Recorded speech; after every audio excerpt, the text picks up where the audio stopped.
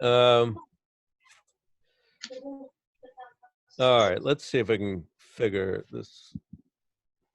All right, so let me just talk about this for a sec. There we go. Move that back over. So if you do a hypothesis test about a single coefficient, that's going to be a walled test. Or you can do it about a group of coefficients where you just say test and then list the group. And this is a walled test. So if it's a single variable, it's going to be a standard normal. If it's a group of variables, it's going to be chi-square. Yeah, that makes sense. Okay. So is there a difference in testing the coefficient with like a group of coefficient with the walled and with the likelihood ratio, or They're like asymptotically identical. okay. So, They you know, just in some weird cases, they may come out differently, but generally they don't. okay.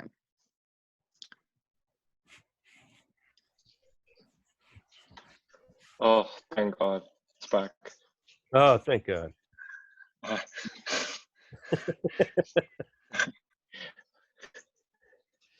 So where were we?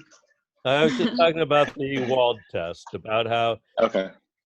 if you want to do a test on an individual variable, you use a z-test, the z statistic that's given in the output. If you want to do it on a group of independent variables, you can just write test and all those variables, and it comes up. It's a chi-square test.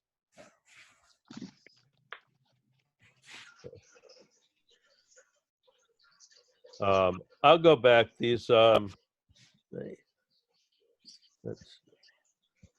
variables down here, these are just dummy variables. Let's just make sure I'm not lying about that. Oops. Yeah, those are all dummy variables for household income, less than 20,000, 20 to 30, 30 to 40. I can go back and label those. And so this is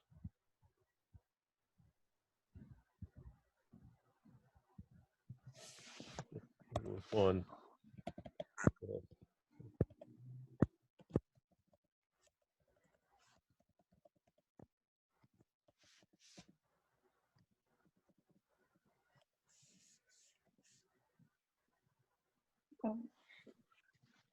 Okay.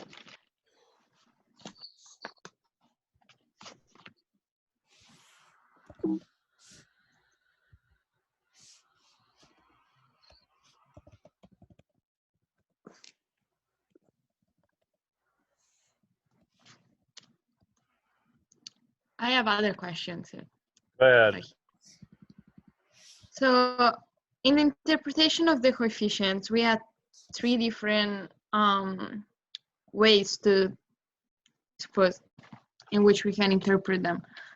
Are they, like, theoretically, is it okay to use any of them? It's better to try to interpret with all of them, or usually there is one, like you were saying before, that we want to see, for example, the elasticity of demand for taxes. So in this case, maybe it makes more sense using the interpretation of elasticity, you know, with the EY, EX Right. in the margins.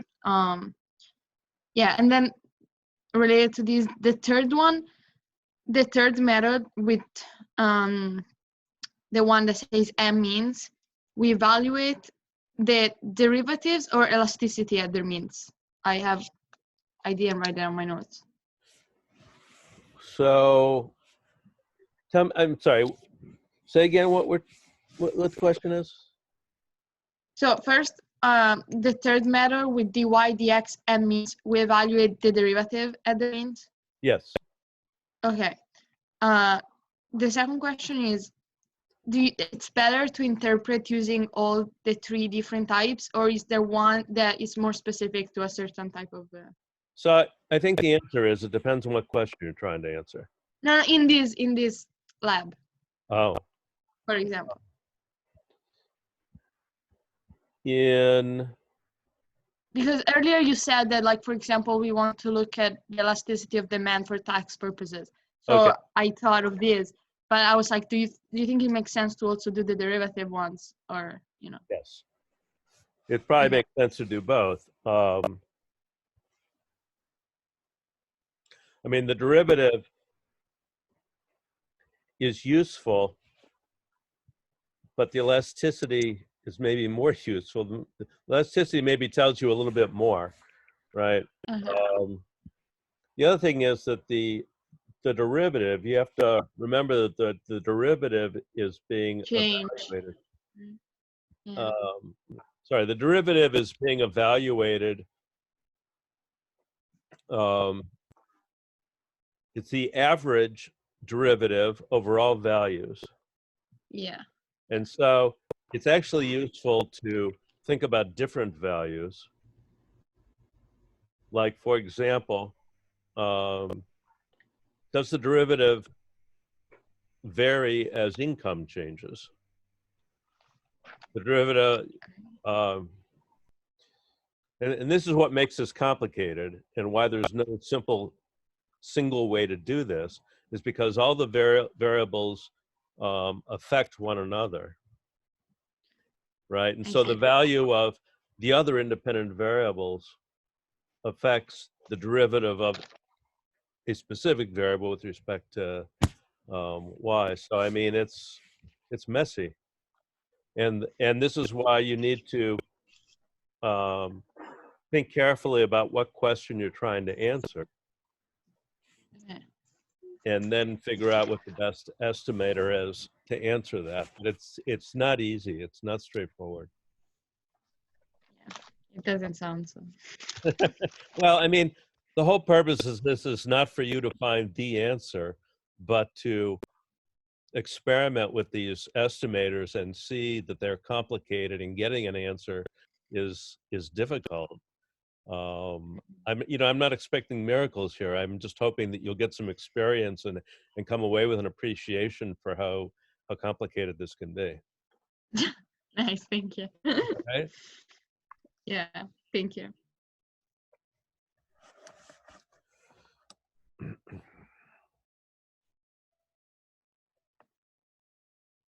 I mean, for me, there's sort of this balance in creating these assignments. Do I want to give you really concrete questions to answer so that you never think about anything else? Or do I want to give you open-ended questions so that you struggle a little bit trying to figure out what it is exactly that you're trying to do? And obviously I've come down on the latter side, but I understand that I'm making your life more difficult by doing that. No, it's okay. I mean, I like how the labs have been going so far, and I think the only thing that maybe it's different is I mean, yeah, certainly this topic is probably harder than the previous one. Yeah. But more than the econometrics, I'm worried about the interpretation of the results, but it's okay. Like you said, not that there is never a straightforward answer anyway, but it's also because I think we don't, like, I necessarily don't know too much about the topic, so Right. I the understand advice is that. I know you don't know a lot about the topic. I hope that I've given you topics that you at least have a little bit of intuition about. Oh yeah. Yeah, right? No, that's for sure. Right. Yeah, even the previous one, that's for sure. Like, Right. And the other thing that I would hope that you maybe leave with is a little bit of skepticism about people who make very bold claims about their econometrics, right? Because that certainly has changed me a lot. Yeah, don't worry. That's for sure. Because I think you just have to be really skeptical of your own results. And Yeah, but now you install this insecurity in me, so like even in my thesis, everything I write, it's like, but it's not necessarily true. It depends on all these million things, so don't take this as necessarily. well, I mean, you have to look at what you do as it's a piece of evidence, but it's not definitive. Yeah. And I think early on when people do econometrics, they start to say, here, I've proven the following thing. And you haven't proven anything, right? No, I know. But whenever you read scholar articles, a lot of times, like most of the time, they don't want you to read it that way. They don't want you to read it as if they're insecure of what they did. So even though they may claim it's like, oh, this model does not represent all these other assumptions that are not satisfied, but still they will like portray to you as if they were the only one who were trying to answer the question in the better way possible. So that's think why, you have- like before it was. There's a lot of information in footnotes, because the footnotes Yeah, often no, I say- saw. I realized. footnotes often say, we realize this may not be the only way to do this. We thought about doing it a different way, and we tried that, and it really didn't make any difference. So just believe what we're doing. Yeah. And most of the article, like even in my thesis, like the book I read was like, all these people did all these things, and this is why all these things are wrong.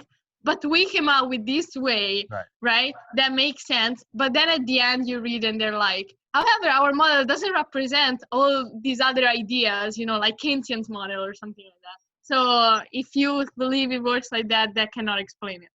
So you're like, okay, Yeah, well, your model is still not perfect. So, right. I mean, partly it's your own fault for doing macro. I know. So don't kill me too much on my thesis. I'll be very straightforward. There are a lot of assumptions. Right. Yeah, I know macro. It's complicated. I'm I go- realize now what I'm getting into. Yeah. All right. Anybody else have any issues? Anything you want to talk about?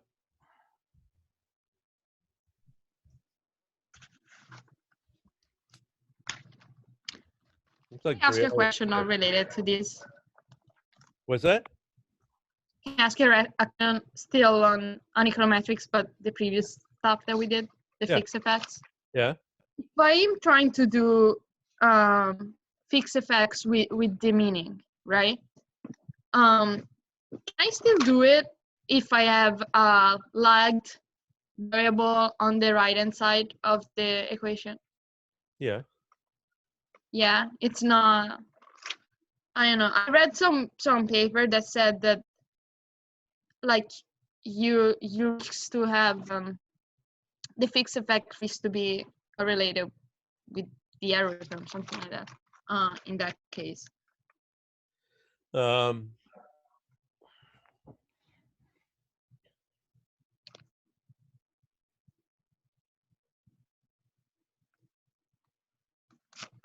So this is something that microeconomists never do. I know. And Sorry. so I know it can be done. It may require, Transformation. yeah, Like, yeah, but you can okay. certainly do it. I mean, mechanically, there's no problem with doing it. No, I know. They were just saying that, like if you just do a normal demeaning, you can like there is a chance that you get bias coefficients because you violate the assumptions of the exogeneity, like of errors. Like that it a doesn't lag depend. dependent variable? A lag dependent variable? No, so they were saying that when you have a lag dependent variable on the right hand side. Oh, Yeah. yeah, that's a problem. Okay. Okay. No, And lag- do you know exactly lag- where the problem is? Like, could you explain it shortly?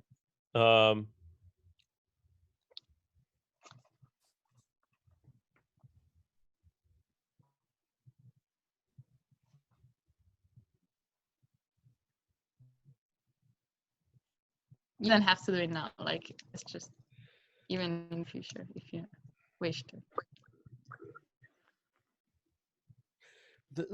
But now you're dealing with a simultaneous equation kind of model where you have to distinguish between structural and reduced form model.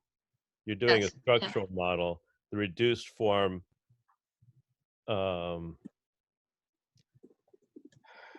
that's really messy.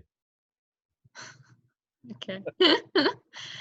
No one was able to explain it in simple ways. Well, like everyone says there are problems, but like I couldn't find anyone that was trying to explain this, like, you know, as I would explain to a student or something. And I was trying to figure it out myself. Like I understand there could be a problem, but I like I just wanted to understand where the problem exactly. It's So okay. lag-dependent variable and a fixed effect model. All right, Yeah, on the right hand side. right. All right. Let me see if I can find something for you. Thanks. I Yep. appreciate it. So the microeconomists won't kill me during my thesis. Um, anybody else have any interesting problems from other courses that you'd like to talk about? Just since you seem bored, I want to use your econometrics knowledge to keep you busy. If no one else has a question about this. Thank you. Sure. Anytime. Brielle, I see you lurking there.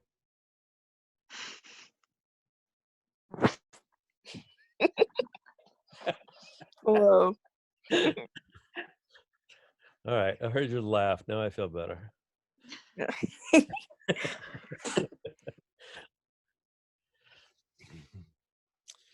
All right. Anybody else have any issues? Anything? Amusing anecdotes? Stories of isolation?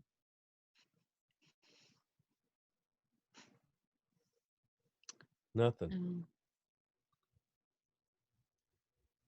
All right.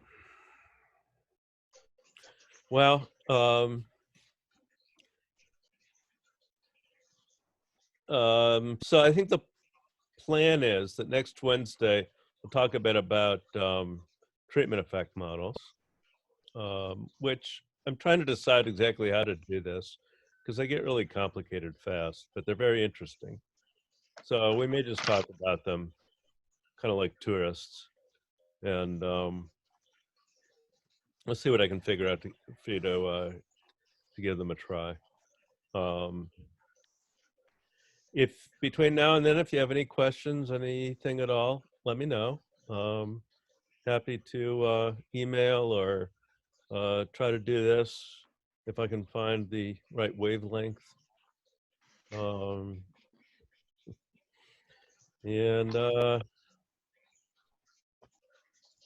anything? Storm. Apparently it's gonna snow tomorrow. Yeah. Oh. That's ridiculous. Yeah. There should be rules. You think April 18th. you think Trump could do something about that? All right. Stay safe, and let me know if you need anything. And I will see you next week. Thank you, Professor. Professor. Pleasure. Bye. Bye.